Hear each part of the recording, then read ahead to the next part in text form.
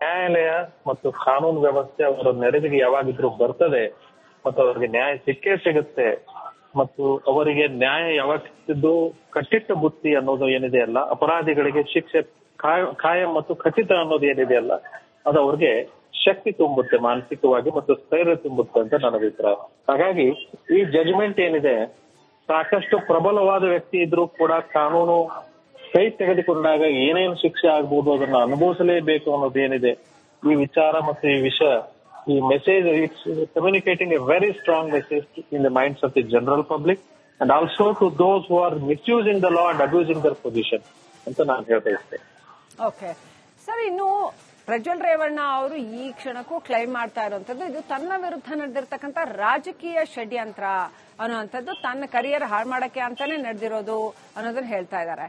So ಮತ್ತೆ ತನ್ನ ವಿರುದ್ಧ ಯಾವುದೇ ಮಹಿಳೆ ದೂರು ದಾಖಲಿಸಿಲ್ಲ ಅಂತ, ಇದು ಮಹಿಳಾ ಆಯೋಗ ಬರೆದ ಪತ್ರದಿಂದಾಗಿ ಕೇಸ್ ದಾಖಲಿಸಿಕೊಂಡು ಮುಂದುವರೆದಿರ್ತಕ್ಕಂಥ ಒಂದು ಪ್ರಕರಣ. ಸೊ ಇದರಲ್ಲಿ ಯಾರು ಅವರ ವಿರುದ್ಧ ದೂರು ದಾಖಲಿಸಿಲ್ಲ. ಇವರು ಪ್ರಭಾವಿ ವ್ಯಕ್ತಿ ಅಥವಾ ರಾಜಕಾರಣಿ ಅನ್ನುವ ಕಾರಣಕ್ಕೇನೆ ಕೋರ್ಟ್ ಇದನ್ನ ಪರಿಗಣಿಸಿತ, ಅಥವಾ ಒಬ್ಬ ಸಾಮಾನ್ಯ ಮನುಷ್ಯ ಹೀಗೆ ಮಾಡಿದಾನೆ, ಈ ತರದ ಪ್ರಕರಣ 376(2) ಅಪ್ಲೈ ಆಗುತ್ತೆ ಅಂತ ಆದ್ರೆ ಕೋರ್ಟ್ ಅದನ್ನು ಕೂಡ ಪರಿಗಣಿಸುತ್ತಾ?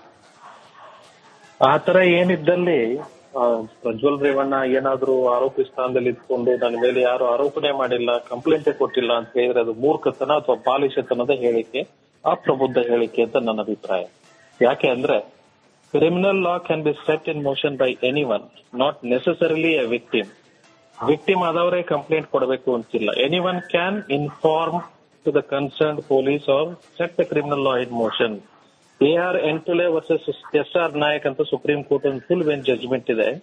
ಅದರಲ್ಲಿ ಏನ್ ಹೇಳ್ತಾರೆ ಅಂದ್ರೆ ಕ್ರಿಮಿನಲ್ ಲಾಗ್ ಸಂಬಂಧಪಟ್ಟಂಗೆ ಅವರೇ ಹೋಗಿ ಖುದ್ದಾಗಿ ಕಂಪ್ಲೇಂಟ್ ಮಾಡ್ಬೇಕಂತಿಲ್ಲ, ಲೋಕಲ್ ಸ್ಟ್ಯಾಂಡರ್ಡ್ ಪ್ರಶ್ನೆಯಲ್ಲಿ ಬರೋದಿಲ್ಲ ಅಂತ ಹೇಳ್ತಾರೆ. ಈಗ ಒಂದು ಉದಾಹರಣೆ ಸಮೇತ ತಮಗೆ ಹೇಳ್ತೇನೆ.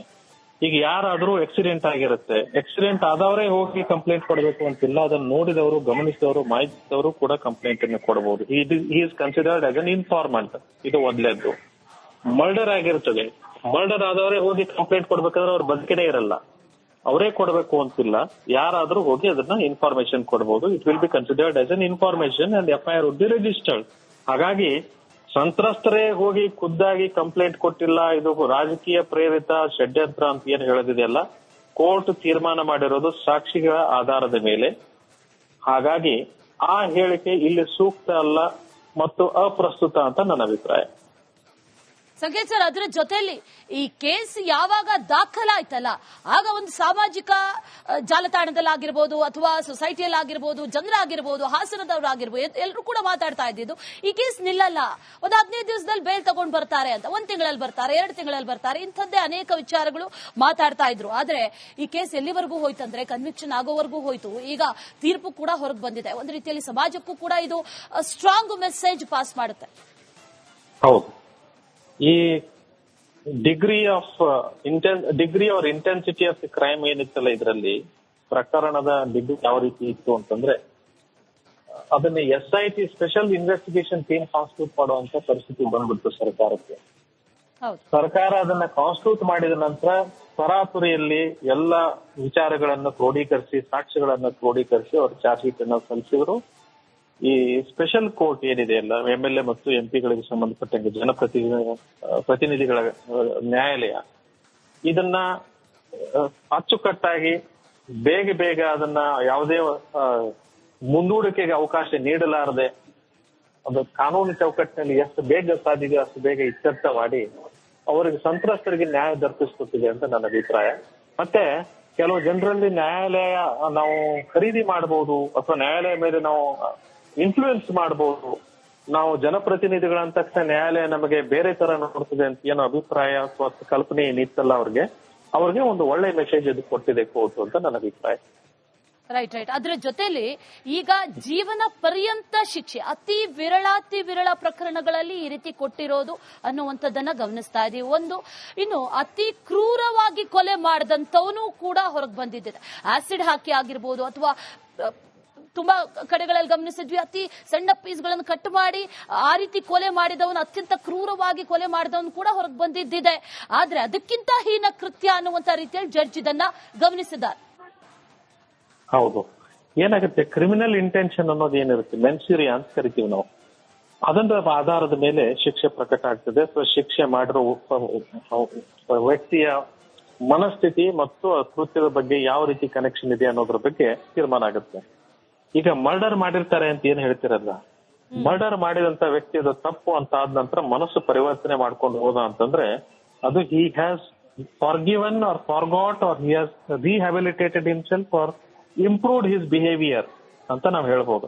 ಅದೇ ವ್ಯಕ್ತಿ ಪದೇ ಪದೇ ಮರ್ಡರ್ ಮಾಡಕ್ ಶುರು ಮಾಡಿದ ಅಂತಂದ್ರೆ ಸಮಾಜಕ್ಕೊಬ್ಬ ಕಂಟಕ ಆಗ್ತಾನೆ, ಅವನು ಸಮಾಜಕ್ಕೊಬ್ಬ ಘಾತಕ ಆಗಿ ಪರಿವರ್ತನೆ ಆಗ್ತಾನೆ. ಹಾಗಾಗಿ ಯಾರಾದ್ರೂ ಅಫೆನ್ಸ್ ಅನ್ನ ರಿಪೀಟ್ ಮಾಡ್ತಾ ಇದ್ರು ಅಂತ ತಿಳ್ಕೊಳ್ಳಿ, ಅದು ಕೈ ಜಾರಿ ಅಥವಾ ಕೈ ತಪ್ಪಿ ಆಗಿರುವಂತ ಅಪರಾಧ ಅಂತ ಹೇಳಕ್ಕಾಗಲ್ಲ, ಅದು ಉದ್ದೇಶ ಪೂರ್ವಕವಾಗಿನೇ ಮಾಡಿರುವಂತ ಅಪರಾಧ ಅಂತ ಕಾನೂನಿನಲ್ಲಿ ಪರಿಗಣನೆಗೆ ತೆಗೆದುಕೊಳ್ಳಾಗ್ತದೆ. ಹಾಗಾಗಿ ಆ ನಿಟ್ಟಿನಲ್ಲಿ ಹಲವಾರು ಬಾರಿ ಈಗ ಅತ್ಯಾಚಾರ ಅಂತದ್ರಲ್ಲಿ ಬಂದಿರೋದ್ರಿಂದ ಆರೋಪದಲ್ಲೂ ಕೂಡ ನಾನು ಹೇಳ್ತಾ ಇದ್ದೆ 376(2)N ಅಂತ ಏನ್ ಹೇಳ್ತಾ ಇದ್ನಲ್ಲ, ಹಲವಾರು ಬಾರಿ ಅತ್ಯಾಚಾರ ಅಂತ ಏನ್ ಬಂತೋ ಆ ಆಧಾರದ ಮೇಲೆ ಆ ಶಿಕ್ಷೆ ಸೂಕ್ತವಾಗಿದೆ ಅಂತ ನನ್ನ ಅಭಿಪ್ರಾಯ. Right right right. ಅದರ ಜೊತೆಲಿ ಈಗಾಗಲೇ ನೀವು ಮನಸ್ಥಿತಿ ಬಗ್ಗೆ ಮಾತಾಡ್ತಾ ಇದ್ರಿ. ಇಲ್ಲಿ SPP ವಾದ ಕೂಡ ಅದೇ ಆಗಿತ್ತು, ಆತನಿಗೆ ಈ ಕೃತ್ಯವನ್ನ ಮಾಡಿದ ನಂತರದಲ್ಲಿ ಪಶ್ಚಾತ್ತಾಪ ಕೂಡ ಇಲ್ಲ ಅನ್ನುವಂಥದ್ದು. ಒಂದು ಕೃತ್ಯವನ್ನ ಮಾಡಿದ ನಂತರ ಸಾಮಾನ್ಯವಾಗಿ ಮನುಷ್ಯನಿಗೆ ಒಂದು ಕ್ಷಣ ಆದ್ರೂ ಪಶ್ಚಾತ್ತಾಪ ಆಗುತ್ತೆ, ಈ ರೀತಿ ಮಾಡ್ಬಿಟ್ನಲ್ಲ, ಈ ರೀತಿ ಆಯ್ತಲ್ಲ ಅಂತ. ಆತನಿಗೆ ಅದು ಕೂಡ ಇಲ್ಲ ಅನ್ನುವಂಥದ್ದು. ಒಂದು ವೇಳೆ ಪಶ್ಚಾತ್ತಾಪ ಪಟ್ಟಿದ್ದೆ ಆದಲ್ಲಿ ಕೋರ್ಟ್ ಅದನ್ನ ಪರಿಗಣನೆಗೆ ತಗೊಳ್ತಾ ಇತ್ತಾ ಅಂತ? ಅಲ್ಲ, ಪಶ್ಚಾತ್ತಾಪ ಪಡೋದಕ್ಕೆ ಅವಕಾಶನೇ ಇಲ್ಲ. ರಿಪೀಟ್ ಮಾಡ್ತಾ ಇದ್ದಾಗ ಎಲ್ಲಿ ಪಶ್ಚಾತ್ತಾಪ? ಅದು ಸರಿ ಅಂತ ಮನಸ್ಸಿಗೆ ಅನ್ಸಿದಾಗನೇ ಅದನ್ನ ರಿಪೀಟ್ ಮಾಡ್ತಾ ಇರ್ತಾರೆ. ಹಾಗಾಗಿ ಪಶ್ಚಾತ್ತಾಪ ಆಗಿ ಅದನ್ನ ಅಫೆನ್ಸ್ ರಿಪೀಟ್ ಮಾಡ್ತಾರೆ ಅನ್ನೋದನ್ನ ನಾನು ಒಪ್ಪಲ್ಲ. ಹೌದು. ಅದ್ರ ಜೊತೆಲಿ ನೀವು ರಿಹ್ಯಾಬಿಲಿಟೇಷನ್ ಬಗ್ಗೆ ಮಾತಾಡ್ತಾ ಇದ್ರಿ. ಕೇಸ್ ಯಾವಾಗ ಮುನ್ನೆಲೆಗೆ ಬಂತು ಆಗ್ಲೇ ಒಂದಷ್ಟು ಪ್ರಶ್ನೆಗಳು ಕೂಡ ಉದ್ಭವ ಆಗಿತ್ತು ಈತನ ಮನಸ್ಥಿತಿಯ ಮೇಲೆ. ಈತ ಮಾಡಿದಂತ ಕೃತ್ಯ ಜೊತೆಯಲ್ಲಿ ಆ ವಿಜುವಲ್ಸ್ ಅನ್ನ ನೋಡಿದಂತ ಸಂದರ್ಭದಲ್ಲಿ ಆತನ ಮನಸ್ಥಿತಿ ಯಾವ ರೀತಿ ಇರಬೇಕು ಅಂತ. ಡು ಯು ಥಿಂಕ್ ನೀವು ವಕೀಲರು ಆದ್ರೂ ಕೂಡ ಮನಸ್ಥಿತಿಯ ಬಗ್ಗೆ ಬಹಳಷ್ಟು ಚೆನ್ನಾಗಿ ಅರ್ಥ ಮಾಡ್ಕೊಂಡಿದ್ದೀರಾ ಅಂತ ಅನ್ಸುತ್ತೆ? ಒಬ್ಬ ಅಪರಾಧಿಯ ಮನಸ್ಥಿತಿ, ಈತನಿಗೆ ಕೌನ್ಸಿಲಿಂಗ್ ಅಥವಾ ರಿಹ್ಯಾಬಿಲಿಟೇಷನ್ ಅಗತ್ಯತೆ ಇದೆಯಾ ಅಂತ ಅನ್ಸುತ್ತಾ? ನೋಡಿ, ಎಲ್ಲೂ ಕೂಡ ನನ್ನ ಅಭಿಪ್ರಾಯದಲ್ಲಿ ನನ್ನ ಗಮನಕ್ಕೆ ಬಂದಂಗೆ ಈ ಆರೋಪಿ ಇದ್ದವನು ಮಾನಸಿಕವಾಗಿ ಅಸ್ವಸ್ಥ ಅಂತ ಎಲ್ಲೂ ಹೇಳ್ಕೊಂಡಿಲ್ಲ. ಅವರು ಅವನು ಸ್ವಸ್ಥನಾಗಿದ್ದಾನೆ, ಮಾನಸಿಕವಾಗಿ ಸದೃಢನಾಗಿದ್ದಾನೆ ಅಂತ ಹೇಳ್ಕೊಂತಾರೆ. ಹೌದಾ? ಹಾಗಿದ್ದಾಗ ಮಾನಸಿಕವಾಗಿ ಸದೃಢನಾಗಿರುವಂತ, ಮಾನಸಿಕವಾಗಿ ಶಕ್ತನಾಗಿರುವಂತ ವ್ಯಕ್ತಿ ಮಾಡುವಂತ ಇದು ಕೃತ್ಯವ ಅಂತ ನೀವು ಪರಿಗಣನೆ ತೆಗೆದುಕೊಂಡ್ರೆ ಅದು ಅಲ್ಲ ಅನ್ನೋದು ಗೊತ್ತಾಗುತ್ತೆ. ಹಾಗಿದ್ದಾಗ ಉದ್ದೇಶ ಪೂರ್ವಕವಾಗಿನೇ ಮಾಡಿದ್ದಾರೆ ಅಂತ ಅದರ ಅರ್ಥ. ಇದು ಮೊದಲೇದ್ದು.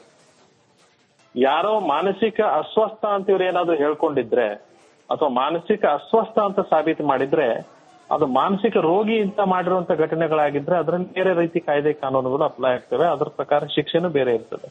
ಬಟ್ ಇದಾದಲ್ಲ, ಮಾನಸಿಕವಾಗಿ ಸ್ವಸ್ಥನಿದ್ದು, ಪ್ರಬುದ್ಧನಾಗಿದ್ದು, ಒಬ್ಬ ರೆಸ್ಪಾನ್ಸಿಬಲ್ MP ಆಗಿದ್ದು ಇಂಥ ಕೃತ್ಯ ಮಾಡೋದೇನಿದೆಯಲ್ಲ, ಕಾನೂನು ಪ್ರಕಾರ ಇದು ಅಧಿಕಾರ ದುರುಪಯೋಗ ಅನ್ನೋದರ ಸ್ಪಷ್ಟತೆಯನ್ನ ನೀಡುತ್ತದೆ. ಹಾಗಾಗಿ ಆ ಕಾನೂನನ್ನ ನೀವು ಪರಿಗಣನೆ ತೆಗೆದುಕೊಂಡಾಗ, ಘಟನಾವಳಿಗಳಿಗೆ ಅದನ್ನು ಹೋಲಿಸಿದಾಗ ನ್ಯಾಯಾಲಯ ಮತ್ತು ಕಾನೂನು ವ್ಯವಸ್ಥೆ ಅವರ ನೆರವಿಗೆ ಯಾವಾಗಿದ್ರು ಬರ್ತದೆ ಮತ್ತು ಅವರಿಗೆ ನ್ಯಾಯ ಸಿಕ್ಕೇ ಸಿಗುತ್ತೆ.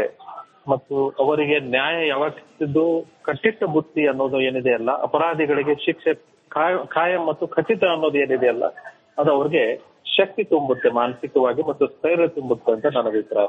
ಹಾಗಾಗಿ ಈ ಜಜ್ಮೆಂಟ್ ಏನಿದೆ, ಸಾಕಷ್ಟು ಪ್ರಬಲವಾದ ವ್ಯಕ್ತಿ ಇದ್ರೂ ಕೂಡ ಕಾನೂನು ಕೈ ತೆಗೆದುಕೊಂಡಾಗ ಏನೇನು ಶಿಕ್ಷೆ ಆಗ್ಬಹುದು ಅದನ್ನ ಅನುಭವಿಸಲೇಬೇಕು ಅನ್ನೋದು ಏನಿದೆ, ಈ ವಿಚಾರ ಮತ್ತು ಈ ವಿಷಯ, ಈ message it's communicating a very strong message in the minds of the general public and also to those who are misusing the law and abusing their position ಅಂತ ನಾನು ಹೇಳ್ತಾ ಇರ್ತೇನೆ.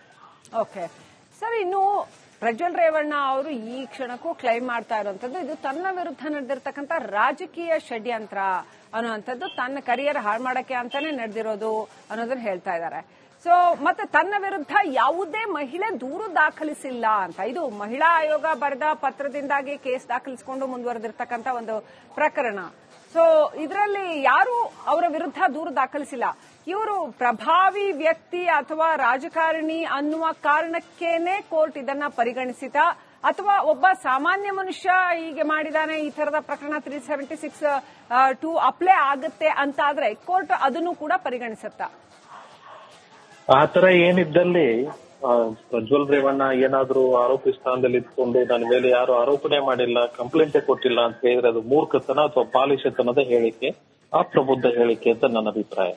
ಯಾಕೆ ಅಂದ್ರೆ criminal law can be set in motion by anyone, not necessarily a victim ಆದವರೇ complaint ಕೊಡಬೇಕು ಅಂತಿಲ್ಲ. Anyone can inform to the concern police or set the criminal law in motion. AR Antulay versus SR Nayak ಅಂತ supreme court ಒಂದು full bench judgement ಇದೆ. ಅದರಲ್ಲಿ ಏನ್ ಹೇಳ್ತಾರೆ ಅಂದ್ರೆ ಕ್ರಿಮಿನಲ್ ಲಾಗ್ ಸಂಬಂಧಪಟ್ಟಂಗೆ ಅವರೇ ಹೋಗಿ ಖುದ್ದಾಗಿ ಕಂಪ್ಲೇಂಟ್ ಮಾಡ್ಬೇಕಂತಿಲ್ಲ, ಲೋಕಲ್ ಸ್ಟ್ಯಾಂಡರ್ಡ್ ಪ್ರಶ್ನೆಯಲ್ಲಿ ಬರೋದಿಲ್ಲ ಅಂತ ಹೇಳ್ತಾರೆ. ಈಗ ಒಂದು ಉದಾಹರಣೆ ಸಮೇತ ತಮಗೆ ಹೇಳ್ತೇನೆ. ಈಗ ಯಾರಾದ್ರೂ ಆಕ್ಸಿಡೆಂಟ್ ಆಗಿರುತ್ತೆ, ಆಕ್ಸಿಡೆಂಟ್ ಆದವರೇ ಹೋಗಿ ಕಂಪ್ಲೇಂಟ್ ಕೊಡಬೇಕು ಅಂತಿಲ್ಲ, ಅದನ್ನ ನೋಡಿದವರು, ಗಮನಿಸಿದವರು, ಮಾಹಿತಿದವರು ಕೂಡ ಕಂಪ್ಲೇಂಟ್ ಅನ್ನು ಕೊಡಬಹುದು. Is considered as an informant. ಇದು ಒಂದ್ಲೇದ್ದು. ಮರ್ಡರ್ ಆಗಿರ್ತದೆ, ಮರ್ಡರ್ ಆದವರೇ ಹೋಗಿ ಕಂಪ್ಲೇಂಟ್ ಕೊಡ್ಬೇಕಾದ್ರೆ ಅವ್ರು ಬದುಕಿನೇ ಇರಲ್ಲ, ಅವರೇ ಕೊಡಬೇಕು ಅಂತಿಲ್ಲ, ಯಾರಾದ್ರೂ ಹೋಗಿ ಅದನ್ನ ಇನ್ಫಾರ್ಮೇಶನ್ ಕೊಡಬಹುದು. It will be considered as an information and FIR would be registered. ಹಾಗಾಗಿ ಸಂತ್ರಸ್ತರೇ ಹೋಗಿ ಖುದ್ದಾಗಿ ಕಂಪ್ಲೇಂಟ್ ಕೊಟ್ಟಿಲ್ಲ, ಇದು ರಾಜಕೀಯ ಪ್ರೇರಿತ ಷಡ್ಯಂತ್ರ ಅಂತ ಏನ್ ಹೇಳೋದಿದೆಯಲ್ಲ, ಕೋರ್ಟ್ ತೀರ್ಮಾನ ಮಾಡಿರೋದು ಸಾಕ್ಷಿಗಳ ಆಧಾರದ ಮೇಲೆ. ಹಾಗಾಗಿ ಆ ಹೇಳಿಕೆ ಇಲ್ಲಿ ಸೂಕ್ತ ಅಲ್ಲ ಮತ್ತು ಅಪ್ರಸ್ತುತ ಅಂತ ನನ್ನ ಅಭಿಪ್ರಾಯ. ಸಂಕೇತ್ ಸರ್, ಅದರ ಜೊತೆಯಲ್ಲಿ ಈ ಕೇಸ್ ಯಾವಾಗ ದಾಖಲಾಯ್ತಲ್ಲ ಆಗ ಒಂದು ಸಾಮಾಜಿಕ ಜಾಲತಾಣದಲ್ಲಾಗಿರ್ಬೋದು ಅಥವಾ ಸೊಸೈಟಿಯಲ್ಲಾಗಿರ್ಬೋದು, ಜನರಾಗಿರ್ಬೋದು, ಹಾಸನದವರಾಗಿರ್ಬೋದು, ಎಲ್ಲರೂ ಕೂಡ ಮಾತಾಡ್ತಾ ಇದ್ದಿದ್ದು ಈ ಕೇಸ್ ನಿಲ್ಲಲ್ಲ, ಒಂದು 15 ದಿವಸದಲ್ಲಿ ಬೇಲ್ ತಗೊಂಡು ಬರ್ತಾರೆ ಅಂತ, 1 ತಿಂಗಳಲ್ಲಿ ಬರ್ತಾರೆ, 2 ತಿಂಗಳಲ್ಲಿ ಬರ್ತಾರೆ, ಇಂಥದ್ದೇ ಅನೇಕ ವಿಚಾರಗಳು ಮಾತಾಡ್ತಾ ಇದ್ರು. ಆದ್ರೆ ಈ ಕೇಸ್ ಎಲ್ಲಿವರೆಗೂ ಹೋಯ್ತಂದ್ರೆ ಕನ್ವಿಕ್ಷನ್ ಆಗೋವರೆಗೂ ಹೋಯ್ತು. ಈಗ ತೀರ್ಪು ಕೂಡ ಹೊರಗೆ ಬಂದಿದೆ. ಒಂದು ರೀತಿಯಲ್ಲಿ ಸಮಾಜಕ್ಕೂ ಕೂಡ ಇದು ಸ್ಟ್ರಾಂಗ್ ಮೆಸೇಜ್ ಪಾಸ್ ಮಾಡುತ್ತೆ. ಹೌದು. ಈ degree or intensity of the crime ಏನಿತ್ತಲ್ಲ, ಇದರಲ್ಲಿ ಪ್ರಕರಣದ ಡಿಗ್ರಿ ಯಾವ ರೀತಿ ಇತ್ತು ಅಂತಂದ್ರೆ ಅದನ್ನ SIT special investigation team constitute ಮಾಡುವಂತ ಪರಿಸ್ಥಿತಿ ಬಂದ್ಬಿಡ್ತು ಸರ್ಕಾರಕ್ಕೆ. ಸರ್ಕಾರ ಅದನ್ನ ಕಾನ್ಸ್ಟಿಟ್ಯೂಟ್ ಮಾಡಿದ ನಂತರ ತರಾತುರಿಯಲ್ಲಿ ಎಲ್ಲ ವಿಚಾರಗಳನ್ನು ಕ್ರೋಢೀಕರಿಸಿ, ಸಾಕ್ಷ್ಯಗಳನ್ನು ಕ್ರೋಢೀಕರಿಸಿ ಅವರು ಚಾರ್ಜ್ ಶೀಟ್ ಅನ್ನ ಸಲ್ಲಿಸಿದ್ರು. ಈ ಸ್ಪೆಷಲ್ ಕೋರ್ಟ್ ಏನಿದೆ ಅಲ್ಲ, MLA ಮತ್ತು MP ಗಳಿಗೆ ಸಂಬಂಧಪಟ್ಟಂಗೆ ಪ್ರತಿನಿಧಿಗಳ ನ್ಯಾಯಾಲಯ, ಇದನ್ನ ಅಚ್ಚುಕಟ್ಟಾಗಿ ಬೇಗ